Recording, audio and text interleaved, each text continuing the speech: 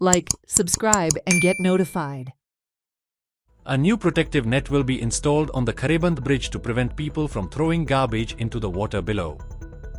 The measure is being undertaken by the Public Works Department as part of efforts to maintain cleanliness and improve the overall appearance of the area.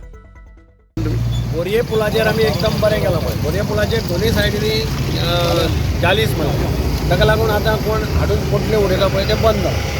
त्याच पद्दतीचें हांव PWDक सांगतलो हांगा मातशें एक्झामीन करा. हांगा एक आमी जर हायट पर्यंत जर एक जाली मारली पळय पेंट करून जाल्यार पोटले उडोवपाचें बंद जाता. श्री